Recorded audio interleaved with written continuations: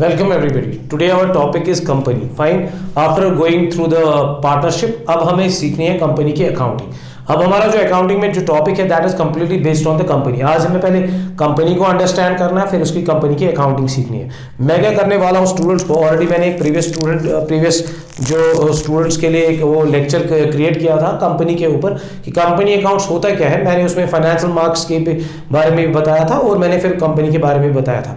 आज मैं फिर से एक स्टार्ट करता हूँ कि कंपनी होती क्या है, basically what is kind of ये ओनरशिप कैसी होती है, इस काइंड ऑफ ओनरशिप में होता क्या है पहले हमें अंडरस्टैंड करना है थोड़ा बहुत. आई एम नॉट सेइंग कि मैं will go in the brief, but मैं एक थोड़ा सा एक ओवरव्यू क्रिएट करूंगा कि कंपनी होती क्या है. उसके बाद में कंपनी की अकाउंटिंग पता करूंगा कि मतलब कंपनी अगर स्टार्ट होती है उसमें भी सेम तरह के बिजनेस की तरह पैसा आता है, कैसे उसके अंदर जर्नल होता है, कैसे उसके अंदर लेजर होता है और कैसे कंपनी के बैलेंस शीट बनते हैं जो कि अब हमें मतलब डिफरेंट तरीके से बनाने पड़ते हैं. वही सेम लॉजिक कंसेप्ट सब कुछ है.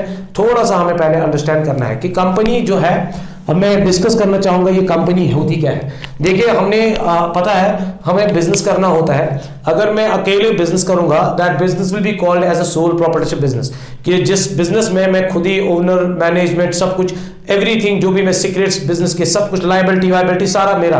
जब भी हम पहले बिजनेस स्टार्ट करते हैं ना, we actually go to and start in a sole proprietorship business. पहले हम डेफिनेटली अपनी लाइफ में अगर आप रिज्यूम भी करोगे, अगर हम देखेंगे कि बिजनेस कोई भी कर सकता है, ठीक है. अगर एक इंसान अकेला करेगा that will be called as a sole proprietorship business. इसकी हमने पढ़ी है एडवांटेज एंड डिसएडवांटेज क्या होती है. लाइक एक ही बंदे को सारे काम करने पड़ते हैं, एक ही बंदे को risk and profit and loss सब कुछ उठाना पड़ता है. एक ही बंदे को मतलब हर किसी चीज का हर किसी चीज के ऊपर नजर रखनी पड़ती है. अकाउंट्स के ऊपर भी, सीक्रेट्स के ऊपर भी, रिलेशन भी कस्टमर के ऊपर बनाना पड़ता है. इसमें देयर आर सम ड्रॉबैक्स जिसकी वजह से हमने आगे जब हमें एक बड़े काम करने थे इससे भी ज्यादा, ठीक, हमने स्टार्ट किया एक पार्टनरशिप बिजनेस. फाइन, हम ये बिजनेस भी स्टार्ट कर सकते हैं जैसे कि हमने पढ़ा भी पार्टनरशिप अकाउंटिंग में, हमने बहुत सारा पढ़ा कि पार्टनरशिप अकाउंटिंग या पार्टनरशिप बिजनेस ऐसा बिजनेस होता है जहां से कम से कम दो मालिक होते हैं. दो से ज्यादा 50 भी जा सकते हैं. 7 की बात भी की है, 10 की बात की भी है, बैंकिंग बिजनेस की बात, इंश्योरेंस बिजनेस की बात. तो partnership simply minimum of 2 and maximum of 50. तो दो बंदे भी जुड़ सकते हैं और बिजनेस कर सकते हैं जिस बिजनेस के मालिक वो दो बन जाएंगे. That is called partnership. अब इसमें भी कुछ अपने एडवांटेज एंड डिसएडवांटेज, जिस डिसएडवांटेज की वजह से हमें तीसरी फॉर्म ऑफ ओनरशिप पढ़नी पड़ी जिसको हम बोलते हैं कंपनी. ठीक है, तो इन वाले बिजनेस में आपने देखा शुरुआती जब भी कोई जिंदगी में अपना स्टार्ट करेगा वे business, either he has to go sole, either he has to go with the partnership. Fine, जब ये दो चीज हो गई, इनमें जो ड्रॉबैक्स थे उसको कवर अप करने के लिए we form another type of business that is called company business. It is not created by the humans, it is created by the law. ठीक है, कंपनी होता क्या है देखिए, पहले मैं इसमें बताऊंगा. इसमें ओनरशिप और मैनेजमेंट अपने हाथ में होती है. ठीक, इसमें भी ओनरशिप और मैनेजमेंट पार्टनर्स के हाथ में होती है. लेकिन कंपनी एक ऐसा बिजनेस है जिसमें ओनरशिप अलग रहती है, फाइन, और मैनेजमेंट अलग रहती है. देखिए जब हमें मैं ऐसे लॉजिक दूं कंपनी बिजनेस कैसे आया, क्या होता है ये कंपनी बिजनेस. कंपनी भी एक पहले एक ऐसा बिजनेस जिसको क्रिएट करता है लॉ, जिसमें मालिक पैसे देने वाले अलग होते हैं और चलाने वाले अलग होते हैं. और इस कंपनी की मदद से हमें लाखों करोड़ों रुपए हम जनरेट कर सकते हैं और एक बड़े बड़े काम प्रूव कर सकते हैं. लाइक अगर हम देखेंगे बड़े बड़े काम जैसे मेट्रो प्रोजेक्ट इज देयर, बड़े बड़े फ्लाईओवर्स, बहुत बड़ी बड़ी बिल्डिंग, बहुत बड़े मैन्युफैक्चरिंग प्लांट्स, बहुत बड़े जो लार्ज स्केल ऑफ डिमांड को केटर करते हैं. जब हमें बड़े काम करने होते हैं we can go with the participant, we cannot go with the sole proprietor. इसमें कुछ लैकिंग होती है, लिमिटेड लायबिलिटी होती है, कैपिटल लैकिंग होती है, प्रोफेशनल मैनेजमेंट नहीं होती है. ठीक है, इनमें risks divide between the partners. लेकिन ऐसा बिजनेस जिसको हम कहते हैं कंपनी, ऐसा स्टार्ट करने के लिए हमें वो क्रिएट करना होता है अंडर लॉ, जिसमें बहुत सारे मालिक बन जाते हैं. वॉलंटरली एक एसोसिएशन क्रिएट करते हैं, लोग जुड़ जाते हैं और कंट्रीब्यूट करते हैं कैपिटल को. फिर एक स्पेशलाइज्ड पर्सन्स को टेक ओवर करने देते हैं, बिजनेस को चलाने देते हैं, मैनेज करने देते हैं, जिसकी वजह से क्या हो जाता है, एक तो वो काम भी हो जाता है and everybody earns profit. Company का मतलब ही है कंपेंस टुगेदर अर्न ब्रेड. इसको एक लैटिन वर्ड से भी कम पेनिस जिसको बोलते थे, तो पेनिस होता है ब्रेड और कम हो गया टुगेदर वी अर्न ब्रेड. हम मिल बांट के काम करेंगे और जो प्रॉफिट आएगा मिल बांट के वो खाएंगे. ठीक है, दैट इज कॉल्ड कंपनी. अब कंपनी होती क्या है, it is a artificial person. ठीक है, let me describe this thing. Company is a artificial person. What is it? Artificial person, not a natural person, but an artificial person. मतलब एक पहचान है, एक सेपरेट एंटिटी है।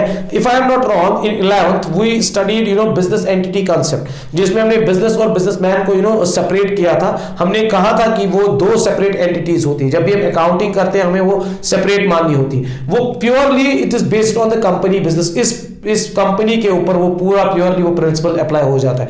इसमें एक कंपनी की पहचान अलग होती है, एंटिटी आप अलग मानेंगे, और एक आर्टिफिशियल पर्सन है, ये अपने नाम पे बाय कर सकता है, सेल कर सकता है, इसको स्यू कर सकते हैं, ठीक है।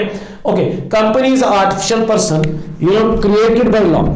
क्रिएटेड बाय लॉ, कौन क्रिएट करता है? लॉ। आप और मैं नहीं इसको क्रिएट करते हैं, जैसे हम ये खुद बिजनेस क्रिएट करते हैं, बल्कि इसको लॉ क्रिएट करता है।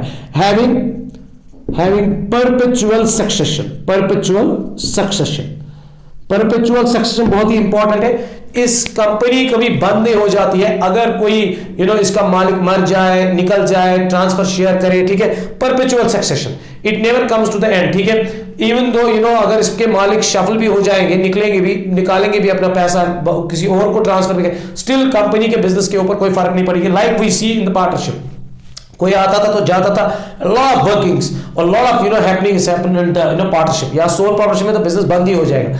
लेकिन इन कंपनी ऐसी कोई सिचुएशन है नहीं। Having perpetual succession with common seal. अब कॉमन सील की बात आ गई, वो आपको पता ही होगा, हर किसी कंपनी, हर किसी बिजनेस का एक लोगो होता है, ट्रेडमार्क होता है, सिंबल होता है, जो उसकी बेसिकली एक पहचान बन जाती है। उस सिंबल की मदद से उसको हम पहचानते हैं। तो ये होती है कंपनी, क्रिएटेड बाय लॉ। अब ये इसमें क्रिएटेड बाय लॉ ये है एक्ट 2013, या इस एक्ट के हिसाब से अगर कोई भी कंपनी इनकॉर्पोरेट हुई है, ठीक है, इनकॉर्पोरेट हुई है, दैट इज कॉल्ड रजिस्टर हुई है इस एक्ट के अंडर, उसको हम बोलते हैं कंपनी, ठीक है। तो इनकॉर्पोरेट हुई है, रजिस्टर हुई है, perpetual succession, created by law, artificial person, vote नहीं कर सकते, you and me are a natural person, ठीक है। ये इसके कुछ फीचर्स भी है, voluntary association, legal formalities is there. अब हमने 11th में, या मैं ऐसे बताऊं, अगर हमें कंपनी स्टार्ट करनी होती है, there are 3 stage to form a company. One is promotion stage, another is incorporation stage, and third is commencement of business. और उसके बाद फर्दर हमने पढ़ा था कि companies are of 2 types, one can be private company, another can be public company. In public company हमें तीसरा stage commencement of business की सर्टिफिकेट चाहिए, तब जाके हम बिजनेस स्टार्ट कर सकते हैं, और प्रोस्पेक्टस इश्यू करने पड़ते हैं, और पब्लिक कंपनी में पैसा लाते हैं पब्लिक से, जनरल पब्लिक से। लेकिन प्राइवेट कंपनी में हम ऐसा पैसा नहीं लाते। तो हमें तो यहाँ पे अकाउंटिंग इसकी बात करनी है, कंपनी अकाउंट्स कैसे हमें करना है। पहले हम जस्ट एक सिंपल सिनेरियो ले रहे हैं कि कंपनी होता क्या है। एक artificial person created by law, perpetual succession. इससे पहले लॉ थे, हाँ, इससे पहले 1949, 1956 देयर आर अमेंडमेंट्स चालू रहती है। जिस भी एक्ट, जिस भी लॉ से कोई भी कंपनी रजिस्टर हुई, that will be called as a company, ठीक है। Okay, artificial person created by law having perpetual succession, common seal. इसमें क्या होता है, अब इसके कुछ मैं फीचर्स बताता हूं। कंपनी में ट्रांसफरेबिलिटी ऑफ शेयर्स होती है, ट्रांसफर में इंपॉर्टेंट पॉइंट्स को ट्रांसफरेबिलिटी ऑफ शेयर्स होती है। आप अपने हिस्से को ट्रांसफर किसी को भी कर सकते हैं, कोई प्रॉब्लम नहीं है, किसी को पूछने की जरूरत नहीं है, ठीक है। अच्छा, ये कॉमन सील आपको पता है, ये एक सील के अंडर, एक लोगो के अंडर काम कर, परपेचुअल सक्सेशन कभी बंद नहीं हो जाएगा। One more thing is there, limited liability, जो कि इसमें थी नहीं पार्टनरशिप और सोल पार्टनरशिप में। मतलब हमने देखा पार्टनरशिप में अगर पैसे कम पड़ गए थे, बिजनेस बंद करने या कर्जदारों को चुकाने के लिए पार्टनर्स को घर से पैसे लाने पड़ते थे, लेकिन not in the case of company. Company में अब आपको जितना आपने पैसा डाला, आप लायबिलिटी उतनी ही रखते हो, आपको कोई घर से नहीं लाना है, ठीक है। डूबेगा तो उतना ही डूबेगा। अच्छा, कुछ और चीजें मैं इसकी ऐसे डिफाइन करना चाहता हूं, और लाइक इसमें पीरियोडिकल ऑडिट्स होते हैं, पीरियोडिकल ऑडिट्स होते हैं।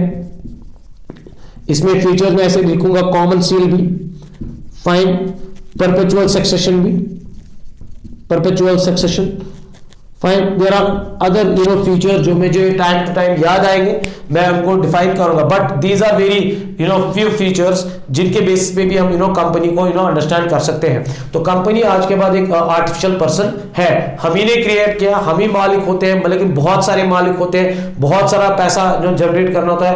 और देखिए इसका लॉजिक भी क्या है, जब कंपनी में बहुत सारे पैसे मालिक आएंगे, अब कॉमन से लाखों मालिक होते हैं कंपनी के, मैं ऐसे बताऊं जियो, टाटा, जो भी आपके पास एमआई जितने भी आप जो ब्रांड्स यूज कर रहे हैं, they are all companies, they are artificial persons. हाँ ये है कि हम बोलते हैं कोई कंपनी रिलायंस है, मुकेश अंबानी की है, हम या धीरूभाई अंबानी के, अनिल अंबानी, ये उनका शेयर इसमें ज्यादा है, परसेंटेज इसमें ज्यादा है, ठीक है, तब जाके उनका हम कहते हैं। तो लेकिन जैसे मैंने भी परचेज किया रिलायंस के शेयर, तो मेरी भी परसेंटेज है वहां पे, लेकिन मेरा मेजॉरिटी शेयर नहीं है, इसलिए मेरा नाम नहीं आता है, ठीक है।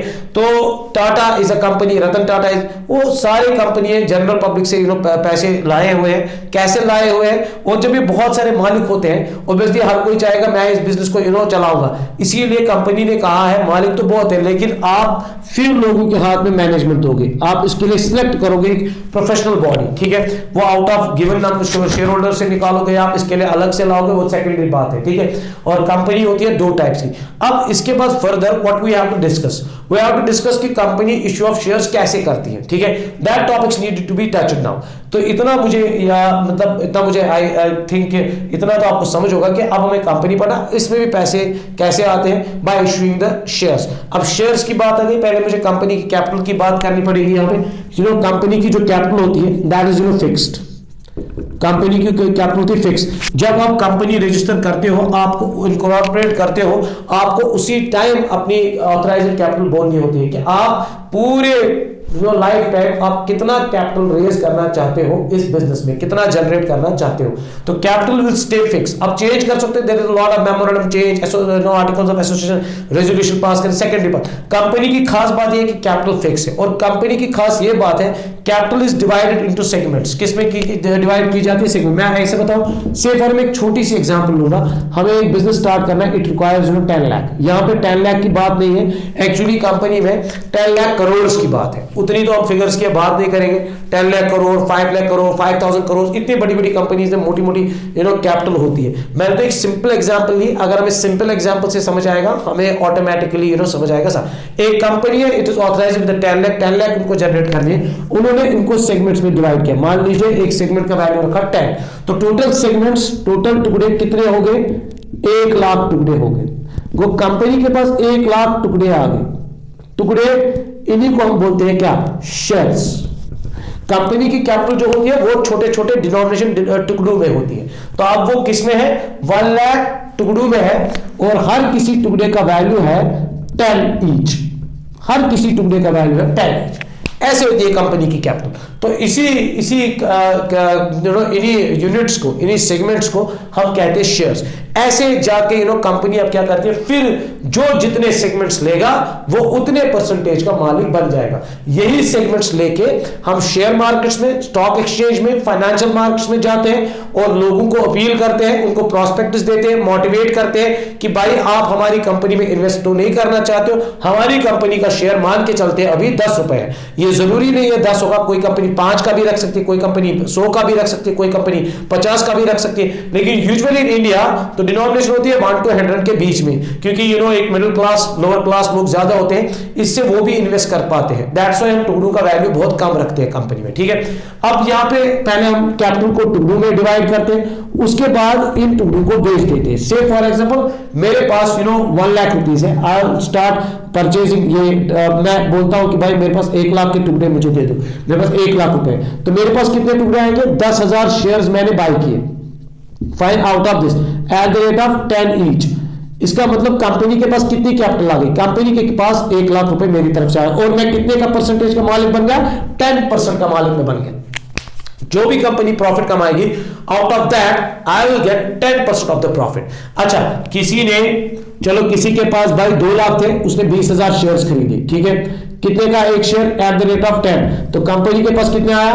2 लाख रुपीस, ठीक है। अब तो लाखों खरीदते, किसी ने 100, किसी ने 50, किसी ने 200, किसी ने 300, तो इसका कितना शेयर बन गया? ये बन गया 20% का मालिक। कोई और एक बंदा है, उसने मान के चलते उसने 5,000 शेयर्स परचेज किए एट द रेट ऑफ 10, तो इट मींस उसने कितना दिया? 50,000। ऐसे करके हम सारे शेयर्स बेच देते हैं, और जितना प्रॉफिट आता है वो उसकी परसेंटेज के हिसाब से डिस्ट्रीब्यूट होता है। तो ये होते हैं issue of shares. Issue of shares इसको बोलते हैं, ठीक है। जब शेयर्स टुकड़े मैंने कहा, कैपिटल कंपनी की फिर से फिक्स होती है, यही बड़ी खास बात है इसकी। खास है इसकी कैपिटल। दूसरी बात, इसकी कैपिटल टुकड़ों में डिवाइड की जाती है और हर टुकड़े का वैल्यू होता है। उन टुकड़ों को लेकर हम फाइनेंशियल मार्केट या लोगों के पास जाते हैं और वो हमें उन टुकड़ों को खरीदते हैं और वो इन्वेस्ट करते हैं, हमारे पास पैसे आ जाते हैं। बड़ी बात यह है कि कंपनी कैसे इन टुकड़ों के पैसों को भी कैसे लेती है, इंस्टॉलमेंट्स में कैसे करते हैं, इश्यू ऑफ शेयर। पहले यहाँ पे शेयर्स की बात आ गई, मुझे शेयर्स के ऊपर थोड़ा सा छेड़ना पड़ेगा। यहाँ पे I'll show it over here। Shares के दो टाइप्स होते हैं, ठीक है। हिस्सेदार कंपनी में आप इन्वेस्ट कर सकते हो, either you will become a equity share holder, ठीक है, either you will become a preference share holder. मैं इस पे ज्यादा जानने की कोशिश नहीं करूंगा, बल्कि मुझे कहने की जरूरत है। इक्विटी शेयर होल्डर, इनको हम कहते हैं real owners of the company, जिनको प्रॉफिट एंड लॉस एंड में पकड़ना होता है। आप ऐसी भी ओनरशिप ले सकते हो और आप ऐसी भी शेयर्स इन्वेस्ट कर सकते हो। कंपनी आउट ऑफ 1 लाख टुकड़ों में से आधे टुकड़े बोलेगी भाई प्रेफरेंस शेयर्स है, या कोई बोलेगा डिमांड करेगा मुझे प्रेफरेंस शेयर दीजिए। तो कैसे होगा, इसमें रेट ऑफ डिविडेंड फिक्स होती है। जो इन शेयर्स को जो ऐसे इन्वेस्टमेंट करेगा, पैसे देगा, उनकी रेट ऑफ डिविडेंड क्या होती है, फिक्स। इनकी डिविडेंड फिक्स नहीं होती है, प्रॉफिट एंड लॉस ले जाते हैं, नो फिक्स, ठीक है।